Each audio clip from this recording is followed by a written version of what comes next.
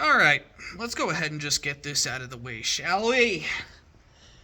Hello everyone, and welcome to Fox79 Garage. Now, this video is going to be a little longer, therefore it will not be going up on Instagram or TikTok. Because neither of those platforms really like the longer, less edited videos. So stupid. So, this video I am making specifically for the YouTube channel. Because how am I supposed to make updates on a regular basis when I live literally 25 plus minutes, depending on traffic, from my shop? I can't be out here every day just to make a quick 3-minute video.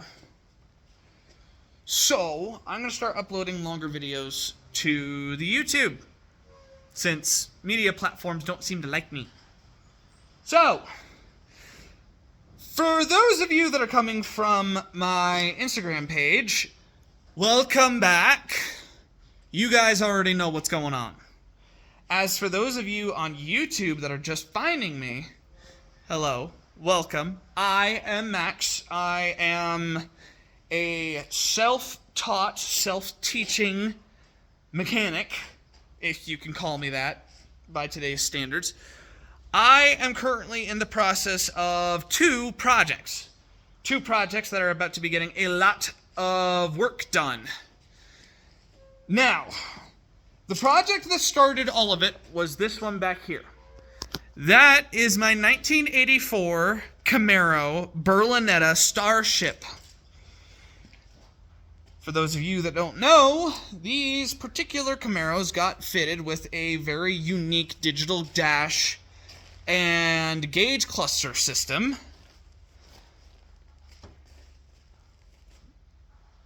Not many of them were made. These particular models were manufactured between 84 and 86 before the Berlinetta trim was dropped altogether. So, I managed to get this car for about $2,000. We think that the first owner kept it garage kept for a good long while. Then, for some reason, they decided to sell. Some Air Force cadet dude decided to pick it up, made a bunch of modifications to the car, absolutely romped on it, and then abandoned it on the Air Force base. The guy before me specializes in restoration, so he figured, all right, I'll bring it in, fix it up for my wife. Except he never got around to it. Kept getting busy and busy and busy and busy. So, me being me, I wanted a new car with my tax return as well as a little bit of saved up money. I decided to go for it. This car is in decent shape. It spent 5+ years completely exposed to the elements, no protection whatsoever. The worst part was the hood. Bits around the edges started to rot out. The carburetor stud somehow managed to press through the steel. But I've got a new hood that I plan on putting on. That's not the problem. The other problem was that on startup, there would be a clinking noise that sounded very similar to rod knock, to low-end rod knock. But I did manage to drive it all the way out to the shop, 26-minute drive, about 73 miles an hour. Handled it, no problem. Took off the torque converter shroud and found that 2 of 3 torque converter bolts had backed out all the way. 1 torque converter bolt is what was keeping the engine engaged with the transmission. 73 miles an hour for 26 minutes. She made it out here no problem. Flex plate was all marred up. A lot of the teeth were all rounded off, and the bolt holes for the studs were just completely rounded out. So I replaced the flex plate. While I was at it, I decided to replace the torque converter too. Bear in mind, mind, I was still learning, still figuring this stuff out.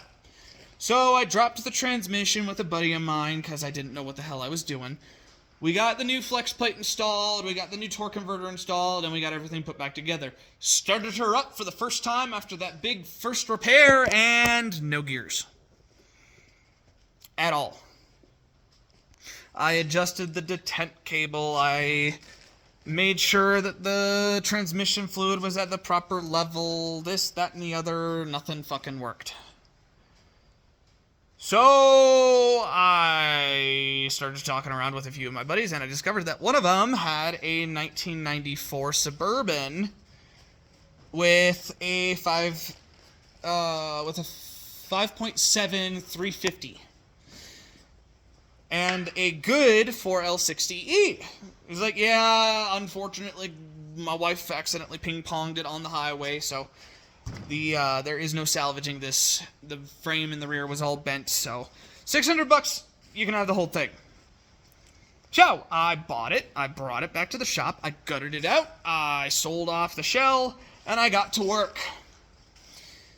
I got a nice aftermarket intake manifold, I managed to mount my current carburetor on there, everything was real nice.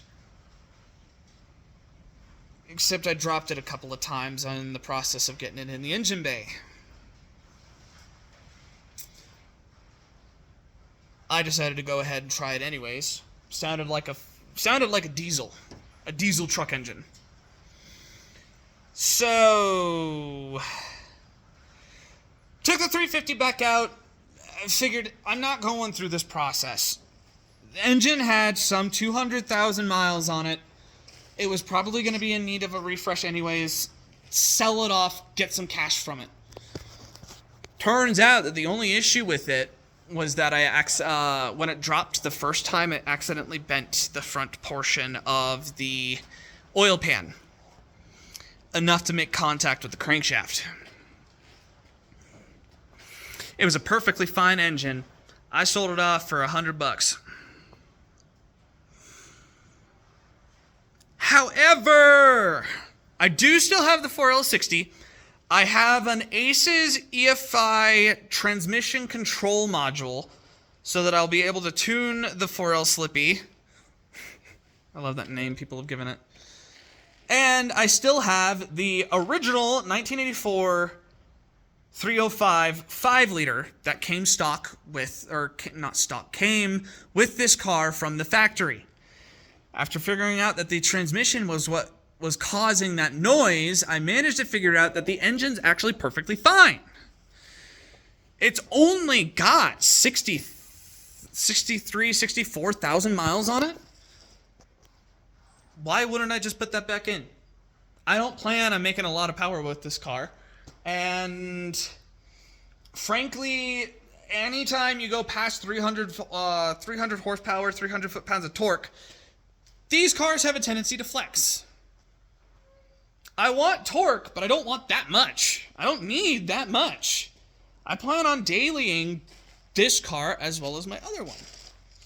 So right now, I am in the process of fixing up a different car. And once the shop floor is clear, I will be getting the Camaro back on the floor and get everything put back together. Technically, by technicality, I have everything I need to get the Camaro running again. I just need to put everything back together. I need to tune the transmission. Everything should work just fine. It's just a matter of doing it. Few months ago, I decided I wanted to get a different project. I wanted to get something else, something that I've been wanting for a little while. I love Mustangs. I've always loved Mustangs. My first car was a 1979 Fox body, hence the name of the channel, the car that started it all. The first car I ever fell in love with was a 2007 Saleen Mustang. For those of you that are cultured, you'll know that that was Barricade from Transformers, the movie 2007. That's where it all started. But the first Mustang I had was that Fox body. Biggest mistake I ever made was selling her off for only $1,200. Turns out that the guy that bought her had to sell her off himself, and she's still here in the Springs. I've seen her a couple of times. I actually managed to get in contact with the guy that currently owns her. He's taking decent care of her and blah, blah, blah, blah, blah. But I wanted to get another Mustang. So with another tax return, I decided to go ahead and... No, it wasn't with a tax return. No, it was with a tax return. I decided to go ahead and surf Facebook Marketplace, see if anybody had any good deals going. I expanded my range from just one particular generation to a couple different generations. And this one guy had a chrome yellow 98 base up for OBD. Not OBD. Fucking make me an offer. So I figured I'd go ahead and try my luck and shot him an offer. Hey man, I got $500 right now. What do you think? He said, yeah, sure, just come and get it.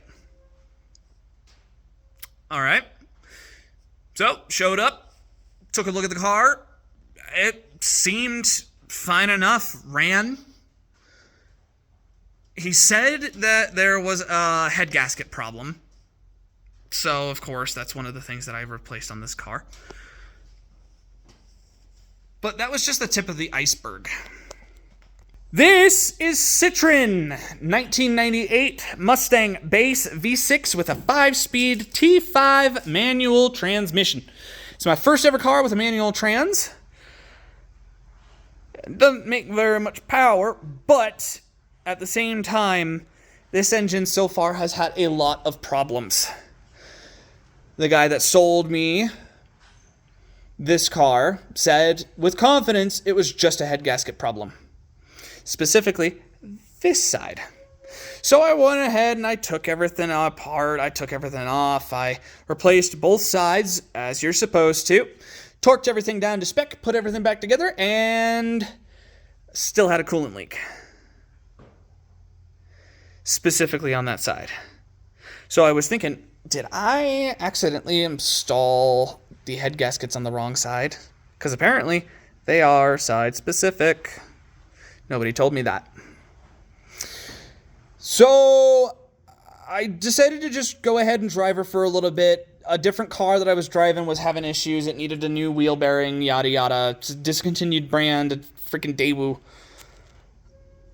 But I discovered that in the back of the passenger head, there was a rubber. Someone before me decided to skimp out and just go ahead and replace it with a rubber freeze plug. Who knows how long ago that was? Judging by this, it was a while ago.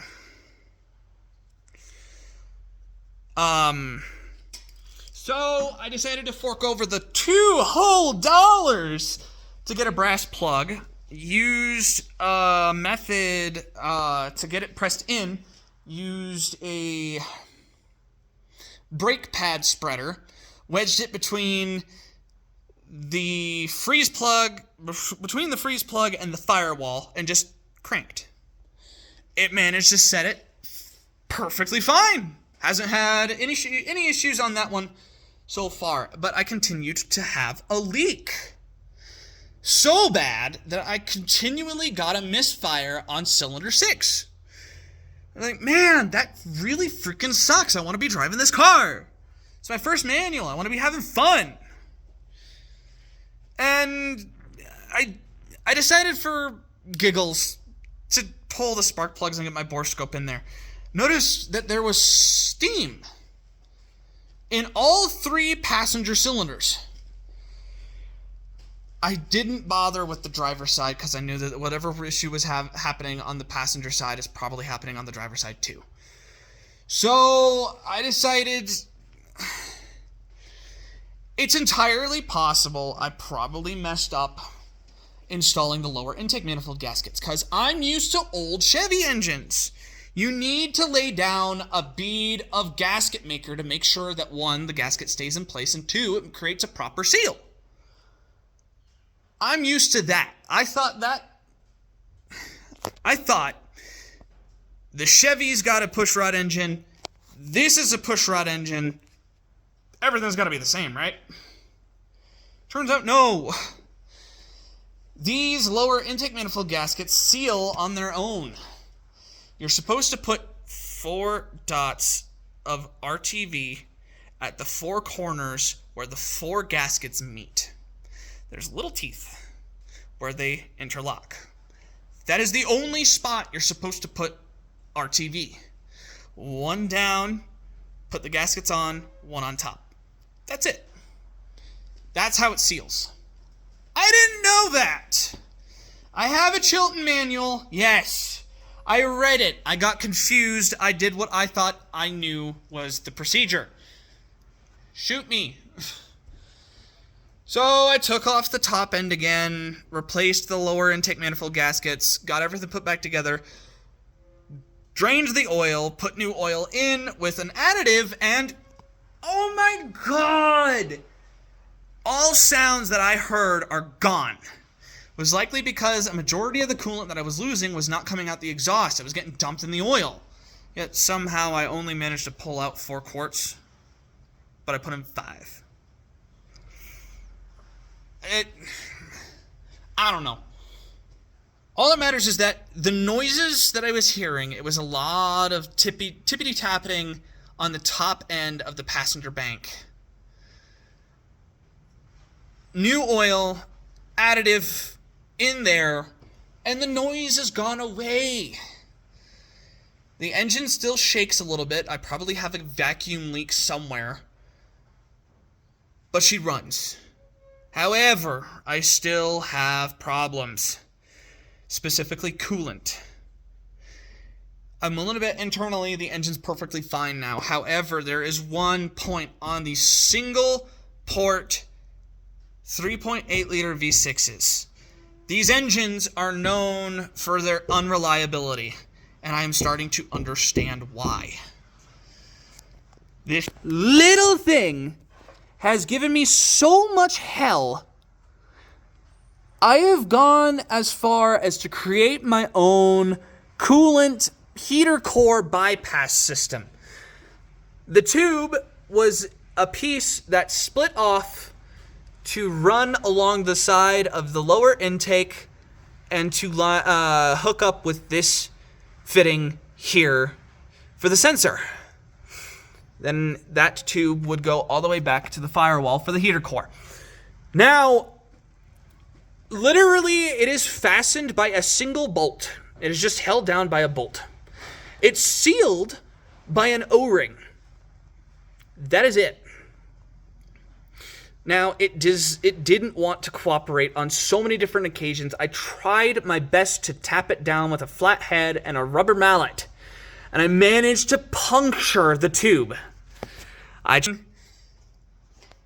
JB Weld steel stick on there. It held for a little while, but when I took it off to replace the lower intake manifold gaskets again, it broke off. So the leak was back. I decided to try some water pump gasket maker, like before.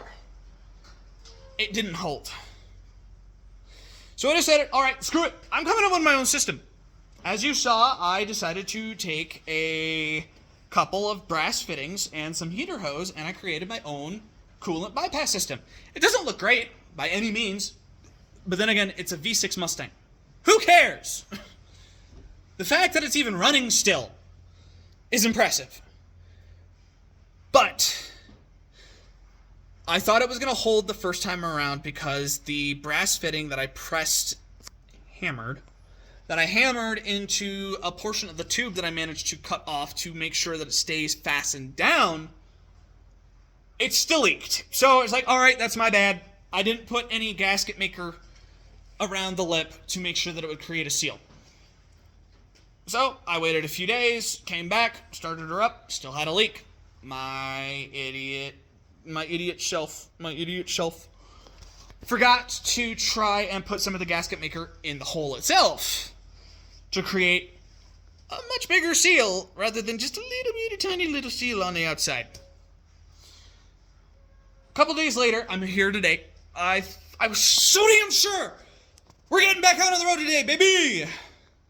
Sure enough, there was a tiny, tiny little leak, like sweat of coolant, just easing out where the brass was pressed to the aluminum. The coolant system now holds pressure.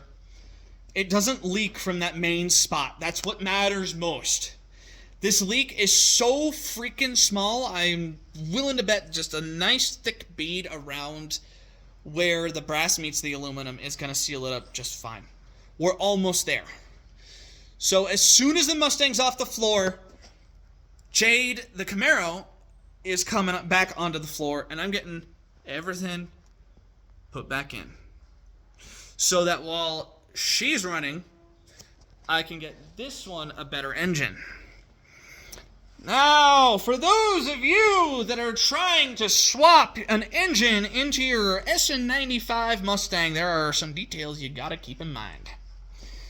Details that I would have loved to have known before I spent 2 days pulling an engine from an F-150. This is a 1996 F-150 4.6 liter V8. Non-performance improved. I have always loved the 4.6s. I love the way that they sound. It's the engine that Barricade had in that Saline. Sure, this is only a single overhead cam. Barricade had a dual overhead cam or a 3-valve. I can't remember. But this is close enough. So I spent 2 days pulling this engine and everything that attached to it except for the ECU because I need a manual ECU. Now, externally, this engine don't look great. It's got rust. It's been sitting for a while. But internally, the internals are still shiny. The cylinders, at least the front two and one of the back ones, has the factory cross-hatching on the cylinder walls.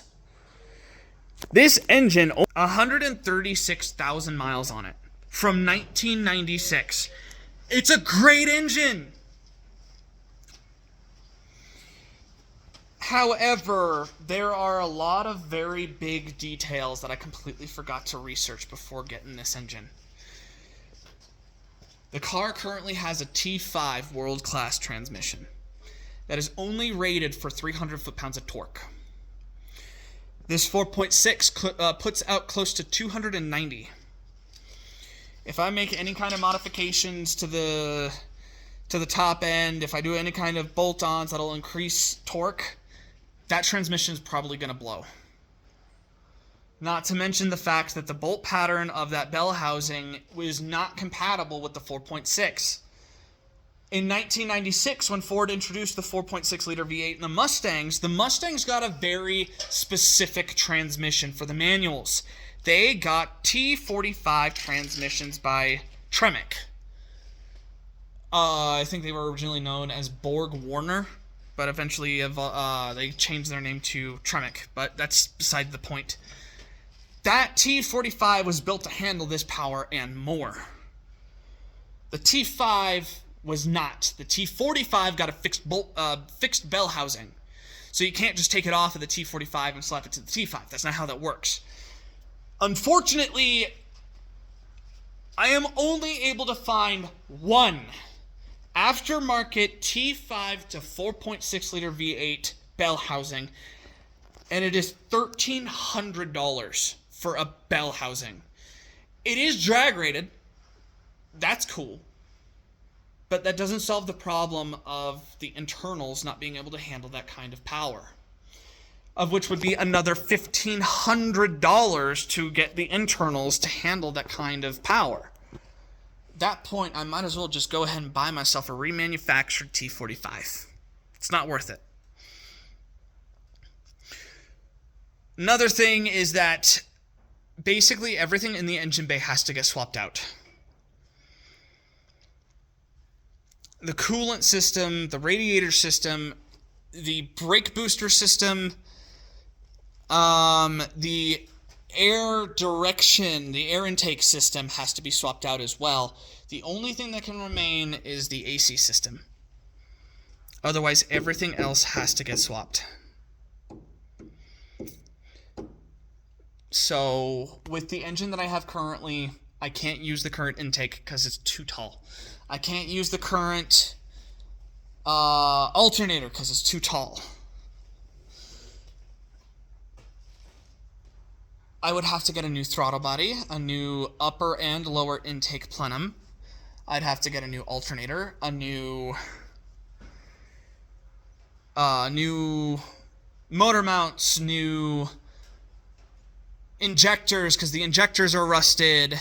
I'd have to figure out a way to route the new the fuel system for the 4.6 to go to the passenger side, because that's where the fuel inlet and return lines are. It's gonna cost so much money to make it work.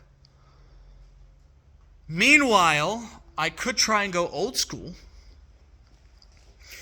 In the late 90s in the late 80s, early 90s, like up until 95, just before the OBD, before manufacturers went to OBD2, Ford had the original 302, the original 5.0, pushrod V8. It's got that classic sound, it's got that classic reliability, this, that, and the other, and the transmissions that made it to those engines was a T5. So I decided that I'm going to go ahead and try and sell off the 4.6, because that's going to be so much more work than it's worth. And I'm going to go ahead and try and get myself a 302 for the SN95. Now, there are some other complications that come with that swap, but it's going to take a lot less to get there.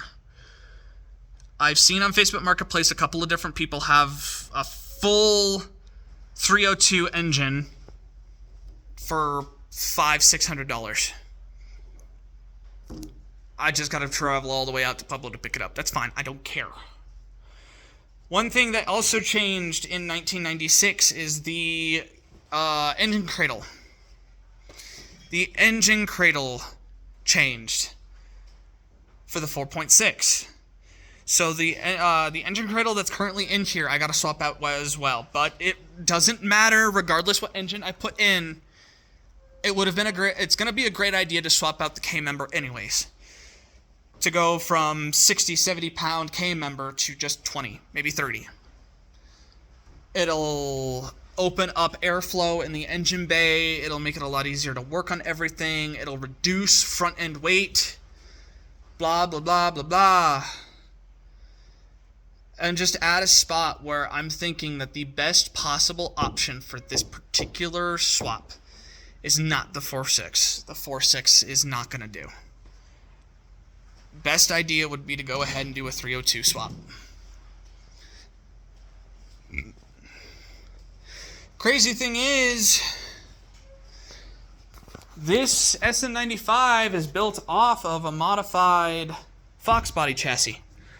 So technically I got my Fox back. But that's beside the point. Right now the plan is to go ahead and try to get the Mustang back up and running so I can get the Camaro on the shop floor.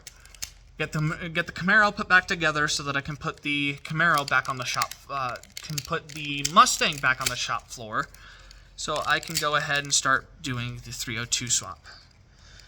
Now, I can already hear whatever comments, if anybody comments at all. Well, why are you putting a 305 back in the Camaro? You should put a 350 in there. Did you even pay attention? Like I said, the 305's only got 64,000 miles on it. I might as well keep using it. It's a good engine. Sure, it doesn't have the best airflow. Sure, it only makes 150 horsepower on a good day. I don't care. honestly, both of these chassis will have a tendency to start twisting at around 350 foot-pounds of torque. They'll start to. They won't twist enough to cause damage, but they'll start to. Honestly, I don't plan on more than 300 horsepower out of either one of these cars. I don't care. I'm not trying to race. I don't want performance. I want reliability and handling with a fun and good-sounding engine. So, sure, the 302 that I'll end up putting in the Mustang, sure. It's not going to make much power. I don't care. That's not the point. For both of these, high power is not the point. So, all ya power chasers, you can shut up. You can sit down. These are my projects. These projects are currently everything to me. I am going to build them how I want in the amount of time that I can afford. So if anybody's going to complain about timeliness or being able to get this done in a weekend, why is it taking me several weeks? It's because I'm taking my time. I'm learning as I go. No, it's not the best idea the way that I'm going about it. But it's the only way that I really learn. So far, I've managed to work on both of these cars with nothing but my intuition and a little bit of guidance from a manual. No YouTube, no internet. I'm figuring this out as I go. Because, if I'm not mistaken, back before the internet, people that didn't have access to manuals, I'm willing to bet that they had to figure it out themselves too. So, I'm just doing it how I want to. Because otherwise, I'm not going to learn. It's going to go right in and come right back out. Sure, I've fucked up a few things that have cost me a decent amount of money, but I'd rather spend the money over and over again and actually learn something than just have all the answers handed to me. If that pisses you off, probably best you scroll off. But Citron and Jade hopefully are going to be able to do their flip-flopping so I can manage to take care of them both. Target number for both is 300. That's it. I want the two of them to have roughly the same power. That way, it's more or less, I pick one or the other and have fun regardless. Another thing, the Camaro, she's automatic, obviously. I got a 4L60E. At some point, I want to get another T5 so I can slap it to the back of that small block Chevy. I want both of them manual. You don't need high horsepower and high torque to have fun. If you can't handle 200, 300 horsepower, get out. It's not for you. Because if you think it's going to be easier handling 400, 500, 600 horsepower before you even try to master 200, 300 horsepower, you're going to make yourself look like an idiot. You're going to get yourself hurt. You're going to get people around you hurt. You got to build yourself up and find the groove that you are comfortable in. That's what I'm doing. I've experienced 400, 500 horsepower. It's awesome, don't get me wrong. It's freaking awesome. But not for a daily. And I plan on dailying both my babies. So, I'm going to cap it out 300 for both.